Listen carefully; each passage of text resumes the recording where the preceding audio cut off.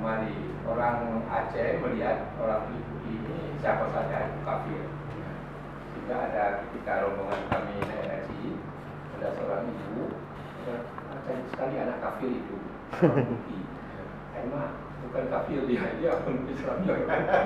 Jadi bedanya kalau putih, kafir. Ya kan?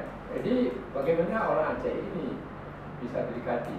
Rupanya tim Sigel ini sudah belajar banyak hal tentang Aceh. Kami tadi cerita mengenai Senok Ulangnya juga. Dia sebenarnya di negeri Belanda pun sudah tahu mengenai orang Islam. Tapi datang ke Mekah lebih mendalami lagi. Datang ke Aceh atau ke Indonesia lah. Dia sebenarnya hanya ingin mencocokkan. Ini sama dengan cerita Tengku Ismail Al-Hasami Tanjung. Beliau di Lampasai, di Min itu hanya entah 1 tahun. Kemudian pergi kita kata masuk SMA. Sebenarnya dia sudah belajar mendalam di kampung sama orang tuanya. Sudah sangat mendalam. Jadi bukan berarti seperti tadi saya katakan kita tidak melakukan kosong. Tapi sudah sangat tahu. Hanya kita sudah punya acuan-acuan tertentu, kita hanya mengisi saja. Tapi jangan bawa acuan itu ke sana. Bahwa cerita ini dia senang dengan yang lain, tadi sampai 5 laporan dia hasil saya. Ya, jadi ada istilah yang mengatakan itu Pak, sebenarnya penelitian itu hanya dialog antara yang tadi kita sudah dapat dengan yang di lapangan itu, semacam konfirmasi. Jadi dia sudah punya apa gambaran yang lengkap gitu. Nah, apakah gambaran itu bisa disebut hipotesis? Ya bukan, ini dia tidak beranjak dengan ini.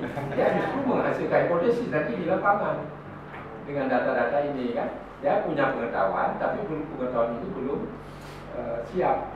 Dapatkan dia hanya ingin cocok-cocokkan aja. Saya sharing aja cara saya dulu juga. Saya dulu juga pusing sekali memahami gimana sampling dan sebagainya. Akhirnya saya sadar ternyata di dalam social research itu bentuk datanya itu macam-macam akhirnya. Jadi kalau saya pertama kali belajar memahami bahwa oh ya perlu ada triangulasi atau Bapak bilang pembandingan. Jadi triangulasi ini hasil interview ini, hasil dari teori ini ya. Nanti ada dari hasil yang kayak disebut data tadi itu dari bisa dari koran, dari macam. Jadi akhirnya bentuk data kita itu besar sekali gitu. Jenisnya banyak, datanya berbagai macam, mulai sampai percakapan, interview di TV itu bisa juga jadi data, wawancara. Jadi ternyata di dalam, maksudnya saya ngomong secara luas ya Pak ya, awal social research.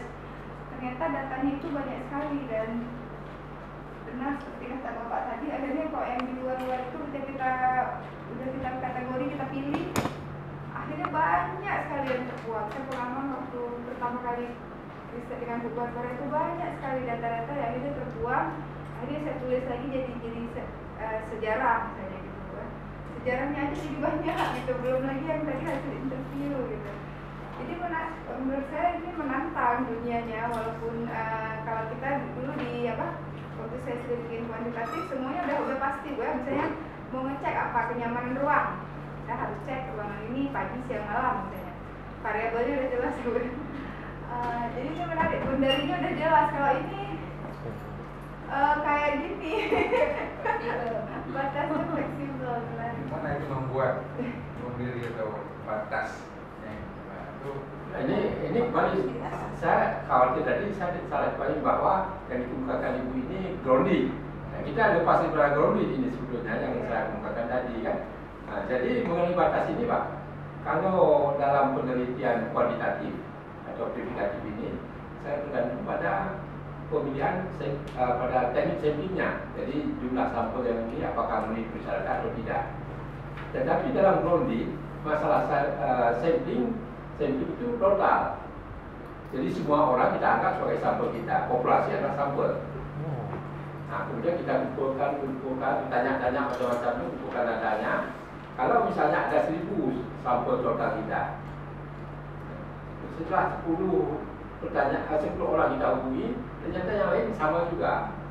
Ini sudah kita anggap sudah jenuh. Jadi nggak perlu lagi yang 900 lagi, nggak perlu lagi. Sebetulnya 920 nggak perlu lagi. Tapi Karena kan ini kalau tadi loh. interview nggak mungkin Pak bisa sampai 1000. Bagaimana? Kalau kan datanya diambil dengan cara interview, kan nggak mungkin sampai 1000. Paling-paling Bukan masalah mungkin ini. Masalahnya adalah sampel dalam penelitian aplikatif itu misalnya berapa persen. Kita ambil persennya, pilih secara teknik apa gitu kan. Tetapi dalam grounding itu kalau ada populasinya 1000 yang menjadi tujuan penelitian kita, itu 1000 itu adalah sampel kita. Total sampelnya, sampel kita lah. Nah, kemudian ketika penelitian ini kita jumpai saja beberapa orang, misalnya kan tidak mungkin seperti ini, padahal kan tidak mungkin sekaligus jumpa 1000 orang, dan satu-satu lah. Nah, kemudian 5 kali 5 berapa Pak? 25. 5 kali 5 berapa Pak? 25. 5 kali 5 berapa? 24. 5 kali 5 berapa? 24. Semuanya 24 yang lain, itu sudah cukup kita 10 orang. Yang 20 ini, 25 ini, yang mengatakan 25 ini semacam penyimpangan. Tapi tetap kita pakai sebagai data. Tapi yang lain, itu sebenarnya pengetahuan ini semuanya sudah cukup lah. Karena kalau kita 1.500 orang kita tanya, kita 24 katanya.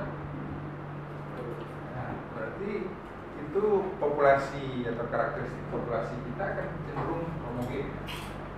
Tidak belum tentu Pak. Dalam hal ini dia homogen. Dalam pendapat ini, karena homogen, nah ini untuk apa kita tanya banyak? Karena prinsip sampling adalah semakin mendekati populasi, semakin mendekati kebenaran. Tetapi tidak semakin banyak sampel, itu semakin mendekati kebenaran. Kadang-kadang satu orang sampel pun itu bisa sudah cukup benar gitu. Berarti bagaimana memilih subjek atau narasumber itu yang sangat representatif, Bagaimana? yang sangat mewakili Apa memang dan harus pikiran. Ya. apa harus kita memang memilih sampel atau subjek itu ya? Kalau dengan pendekatan kuantitatif, representatifnya ini tergantung pada teknik yang kita gunakan. Nah, kemudian kalau ada penyimpangan, ada tabel statistik yang menentukan. Jadi kita sudah lengkap peralatan ini sebetulnya. Tapi kalau yang grounded ini tidak ada peralatan, kecuali kalau jawabannya sudah jenuh. Sama dengan halnya kalau saya punya air panas, kemudian satu masukkan gula, 1 sendok larut dia, 2 sendok larut dia, 10 sendok tidak larut lagi, masih ada butir-butirnya. Apakah perlu saya tambah lagi 50 sendok lagi? 10 sendok saja pun sudah tidak larut lagi. Pengejaran saya sudah hancur lagi ya. Jadi ini prinsipnya. Jadi kalau saya sedang kalau grant yang tidak sangat dipakai oleh legal itu di Seliran dari pimpinan. pimpinan itu ya sebenarnya desa-desa yang mempunyai cakupan yang luas tapi dia tidak bisa menanyai semua orang. Dia ambil aja di satu ya, kira-kira dia banyak menggunakan misalnya bukan hanya penguasa tapi juga orang-orang biasa. Tetapi dia melihat betapa luas ini, mereka kadang-kadang mengajak mana dia daerah luasan ini. Dia menganggap bahwa semua orang di desa ini kira-kira ini tidak ditanya semua orang desa, dan dia hanya yang kali dia mengangkat seorang ibu misalnya. Nah, kalau dia ibu, dia hanya satu orang ibu itu yang panggil ibu. Yang lainnya mungkin dia panggil yang bagaimana orang mempunyai macam hak untuk memanggil dia ibu. Demikian juga kalau dia itu raja, raja begitu. Mungkin dia tinggal di rumah dia. Nah, ini sebenarnya dia menggunakan juga sumber informasi yang rata-rata agak lama waktunya dan tetap di situ, sehingga di antara yang dia tadi mungkin ada masalah kejenuhan tadi juga, maka dia berusaha tempat lain.